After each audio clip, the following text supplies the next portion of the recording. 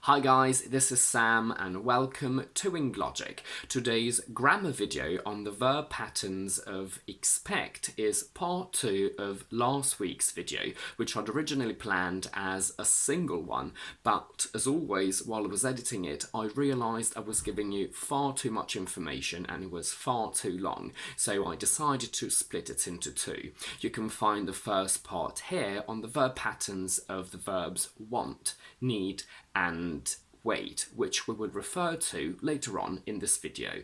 So now please don't forget to like this video and subscribe to my channel, and let's get started. To expect means to think that something will happen because it's likely to. When the subject is the same, I expect plus I get a promotion, we use to expect to do something. I expect to get a promotion.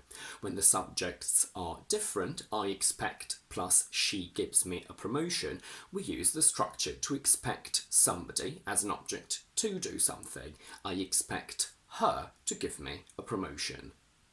To expect somebody to do something has another meaning too.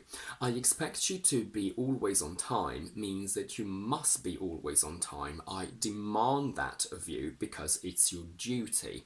And it's often used in the passive, you are expected to be on time. As a teacher, I am expected to mark tests, meaning that because I'm a teacher, the government expects and wants and demands that I should mark tests. Now, this is the tricky part. We can also use the construction to expect that somebody will do something with the same meaning as thinking that something will happen. I expect to get a promotion is the same as I expect that I will get a promotion. We can also say I expect that she will give me a promotion.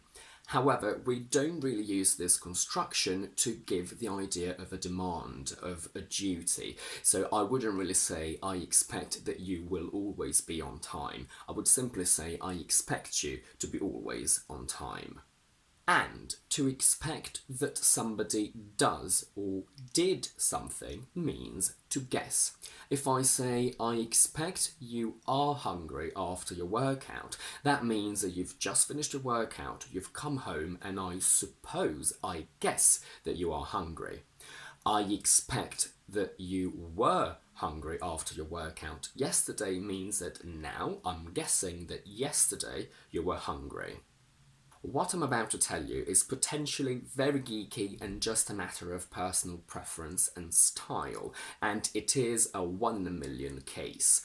But let's imagine that I'm your manager. I call you into my office to tell you off for something wrong or bad that you did, and I suspect that you will file a complaint about my telling you off. And I say, I expect you to file a complaint, so I'm recording our meeting. This can have two meanings. It means that I think you will file a complaint against me, so I'm recording the meeting to show people that I'm not doing anything wrong in the way I am telling you off. Or it can also mean that I'm giving you a task. I'm telling you that your task after the meeting is to file a complaint. So I'm recording it so you can then listen back to it and use it to file a complaint. So there can be a little bit of ambiguity here. So in this specific case, if I want to make sure that you understand that I think you will file a complaint against me, so I'm recording the meeting to protect myself, I would probably say, I expect that you will file a complaint. So this is my way of telling you that I guess that you will file a complaint. But again, this is just my personal preference, and I don't think there would be anything wrong if you use the first structure. We would still understand it from the context, but I just thought I'd mention it. As always, the verb in the infinitive doesn't change. I expected her to give me a promotion. I will expect her to give me a promotion. I'd been expecting her to give me a promotion. When we use that in the structure, we need to change it though. I expect that she will give me a promotion in the present becomes I expected that she would give me a promotion in the past, because would is the past of will. Unlike want, it's fairly common to use a perfect infinitive with expect. I expect her to have done it by lunchtime. I expect her to have already done it, or I expect her to have already done it by lunchtime. We will now finish by seeing how we can connect these same structures together.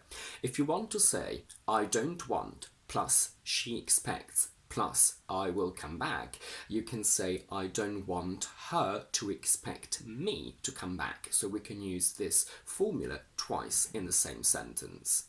If we want to say, my boss didn't expect, plus I wanted, plus he gave me a promotion, we can say, my boss didn't expect me to want him to give me a promotion. Or, my boss didn't expect that I would want him to give me a promotion. And that's it for today. If you like this video, please don't forget to give it a thumbs up and to subscribe to my channel down below. And do let me know in the comments if you'd ever thought about all these very common but different and tricky verb patterns, and if you'd ever thought about their slight differences in meaning. In the meantime, I will see you on Thursday and Monday with my quick vocabulary videos, and next Tuesday with my next explanation one.